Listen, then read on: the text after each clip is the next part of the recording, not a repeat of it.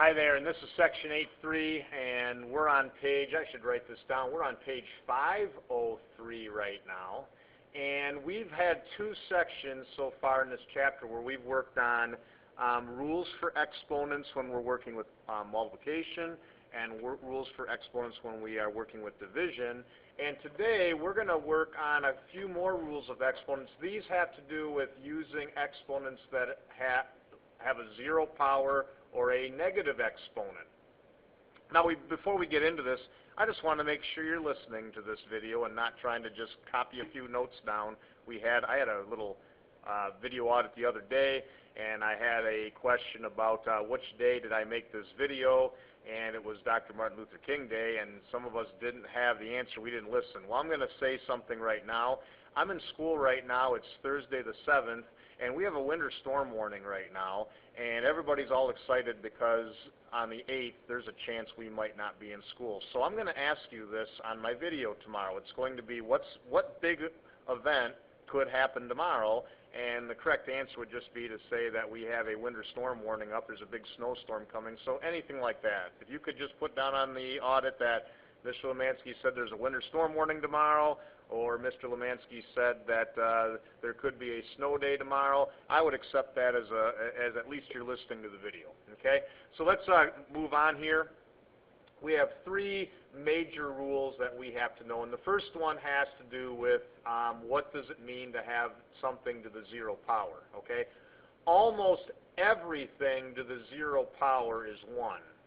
The only exception would be if you have base 0 to the zero power. That is undefined. You cannot actually take 0 to the zero power. In fact, if you try putting it into your calculator right now, you would find out that if you take 0 to the zero power, if you try raising 0 to the zero power, you're going to find out that your calculator, I'm doing it right now as I'm speaking, is going to say error. Okay? It can't do that. So, for example, like 5 to the zero power is 1, negative 3 to the zero power is 1, a to the zero power is 1, x to the zero power is 1. Anything to the zero power is 1 with the exception of 0 to the zero power, which is undefined. That's the first rule that you have to know, and you can see that rule at the top of page 503 in a blue box, okay? Rule number 2, we're going to spend more time on this one. Rule number 1 is pretty easy. Rule number 2, negative exponents mean the reciprocal of that base, and maybe I should underline some of these things. Negative exponents mean we're taking the reciprocal of that base to that positive power, okay? And in the book, it just says, they use symbolism for that. I'm going to write the symbols above. In the book, you can see the second rule. It says a to the negative n power is the same thing as 1 over a to the n power. Okay, and I just wrote that rule in words. Negative exponents means the reciprocal of that base. Now remember, reciprocal, think of the base a as a over 1. If you take a over 1 and flip it, you get 1 over a, and you take the reciprocal of that base to the positive power, well, nth power, you'd have 1 over a to the nth power. All right, so that rule, let me give you some examples of that. So for example, here's what that's telling you. If you have 2 to the negative third power, that means take the reciprocal of 2 and cube it. Well, the reciprocal of 2 is 1/2. If you cube 1/2, remember, you're going to cube 1, which is just 1 anyway. When you cube 2 in the denominator, you get 8. So the shortcut to that would be just that 2 to the negative third power is 1 over 2 cubed. That's 1 over 8.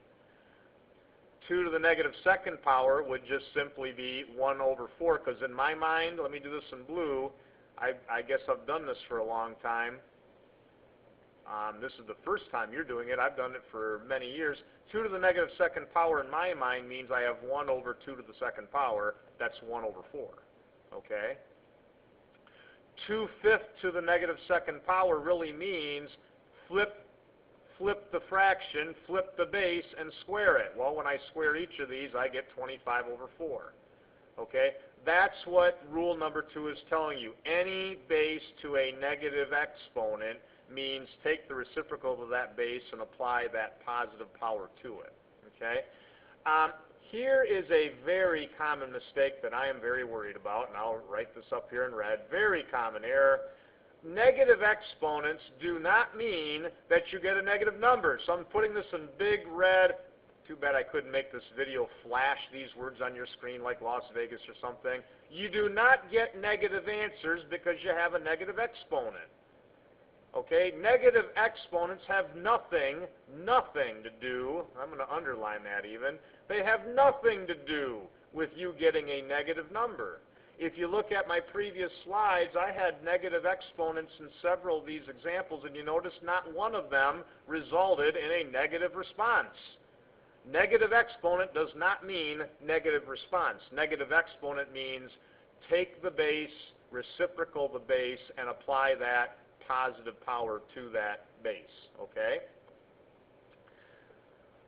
So here would be just some more examples. You know, like a to the negative second power is just 1 over a to the second power. Or now we get into applying what we've learned today with what we did before, okay? So here we have x to the negative third power squared. Now remember, this was called power to a power back in section 8.1. When you have power to a power, you can multiply these. So if I have x to the negative third power squared, I really get x to the negative sixth power, which really ends up being 1 over x to the sixth power. Or if I have b to the negative fifth power times b to the third power, do you notice how I have the same base? I have the same base. Do you remember the rule? This was called product of powers property back in section 8.1. Do you remember, if you have the same base and you're multiplying, you take the powers and you add them. Well, that gives me b to the negative second power, which is really 1 over b squared. Here's another one. This one, we have to go back to section 8.2.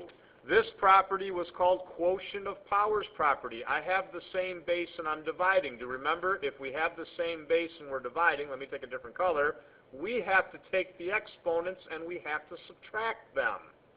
So negative 8 minus 5 is negative 13. I have y to the negative 13th power. Well, that's 1 over y to the 13th power. Did a few more examples up here for you. Let me get this out of the way just to walk you through. Like if I have a over b squared to the negative second power. Well, first of all, this takes us back to section 8.2 again. I have power of a quotient property. Okay, so there's two ways I could apply this. I could apply the negative second power to each, or here's the other thing. Remember, a negative exponent we just learned today, back on the first slide, negative exponent means take the reciprocal of that base to the positive power. So that's what I did. I just took the base, I flipped it. Can you see how I flipped the base around, reciprocal, and I'm squaring that. Well, now, this is the property back in section 8.2, which was called power of a quotient. I am applying second power to each of these. Well, b squared squared is b to the fourth, and then I have a squared. There you go. I just simplified that.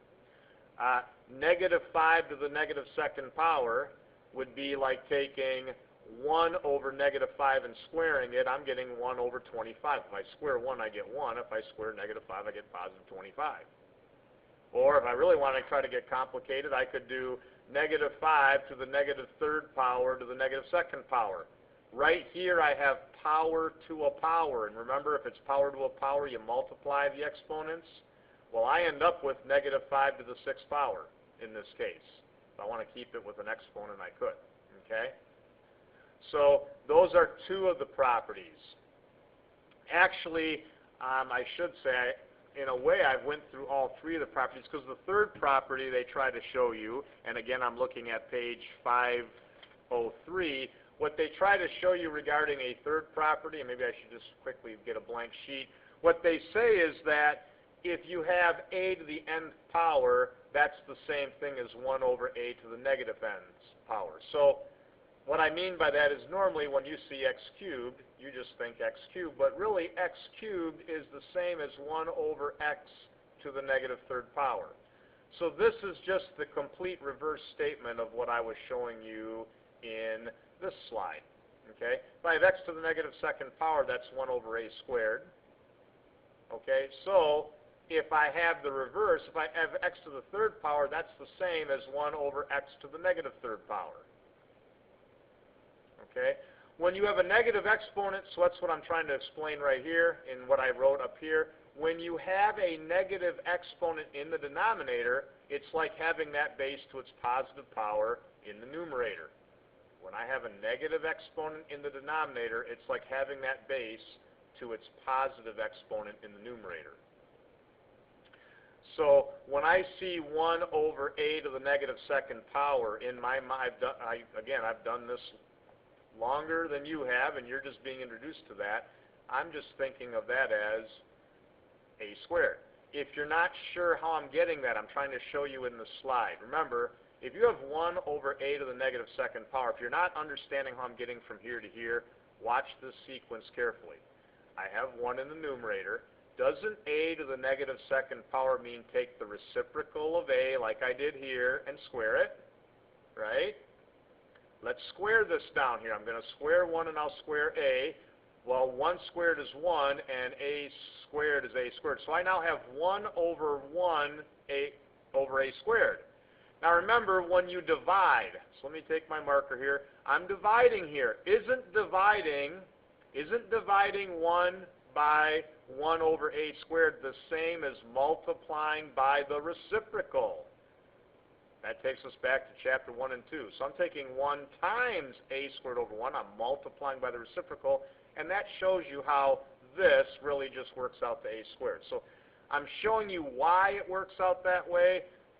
I don't know that I need you to know exactly why. It's nice to see that, though, on paper. But the bottom line is, if you have a base in the denominator to a negative exponent, you can just take that base, move it to the numerator, and apply a positive exponent to it.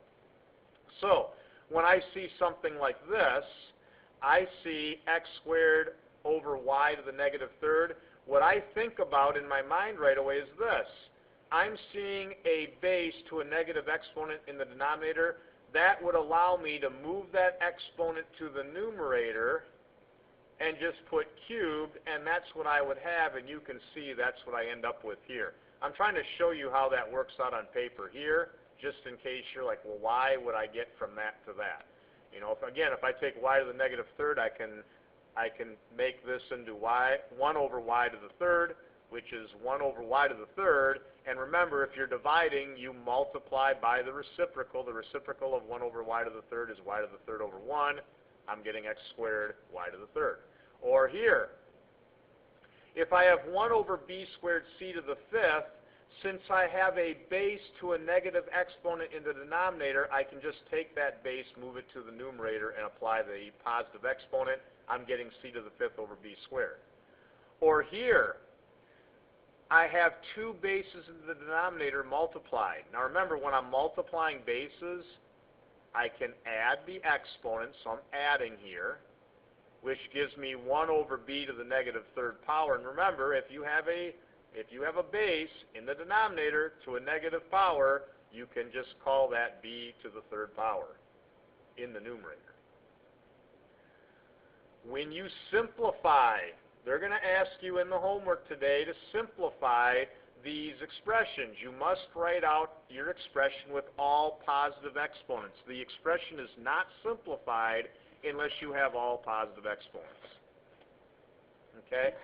So just to go through another example here, if we go to 42, and they're asking us to simplify this looks complicated, okay? And I picked it on purpose. So here's what we have. We have 3x in parentheses with negative third power, y to the fourth in the numerator, and then in the denominator we have negative x squared, y to the negative sixth power.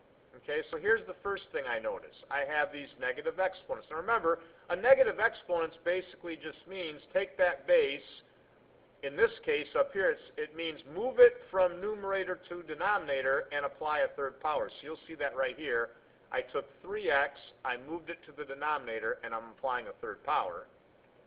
And down here, since I have y to the negative sixth power, the negative sixth power essentially means take the base y, move it to the numerator, and apply a sixth power. So I hope it's making sense why I now have 3x to the third in the denominator when I used to have it up here, and why I have y to the sixth to the numerator when I used to have it in the denominator. Well, now we just have to start cleaning this up. So let's go to the next part here. You can see right here, I am multiplying with the same base. That means I should add these exponents. That's why I have y to the 10th in the numerator. In the denominator, remember, I have a power, and I have power of a product, and when you have power of a product, you have to apply the third power to each of these. So you can see I'm doing that here. I have 3 to the third, I have x to the third times x squared, and remember, I have one negative in this whole problem in the multiplication and divisions, which means the answer is negative. I put a negative out front. All I have to do is simplify this. I got y to the 10th in the numerator, 3 cubed is 27 in the denominator, and I still have these two bases that are the same, and since I'm multiplying them, I got to add the exponents. That's x to the 5th. I end up with negative y to the 10th over 27, x to the 5th, and that's simplified. Okay? Let's just do one more just to do it. I'll do 34. Try one more just to make sure you're getting the hang of this, and then I'm going to stop the video and we can practice in class and do more if necessary then. Okay, I have 6x to the negative second power, y to the third, to the negative third. Okay, well, remember, the negative third power has to apply to every one of these factors in this product. So what I guess I could do is I could say that I really have 6 to the negative third, times, I have x to the negative second to the negative third. I'm applying this negative third power to each one of these.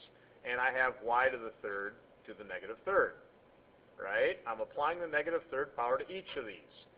Well, 6 to the negative third is the same as having 1 over 6 to the third.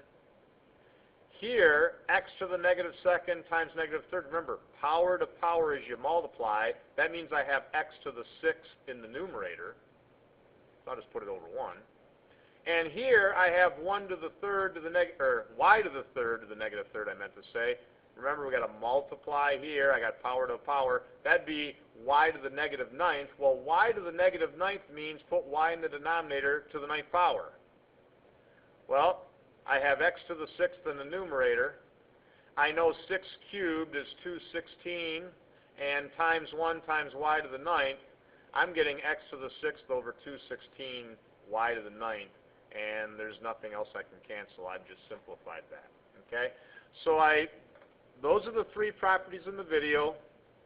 I have covered everything that I would need to as far as what needed to be taught in the video, and all we need to do now is just try those, and again, if we get stuck on something, whatever, we can talk about that more in class tomorrow. So those are the three properties. I think now we've gotten through most of the properties. We've got a few more to learn, and then we're going to take a chapter quiz over this, but we have probably 9 out of the 11 properties down after today. Okay, I'm going to stop this video now. If you have questions, of course, bring those tomorrow. We can go through anything that we aren't quite getting from this.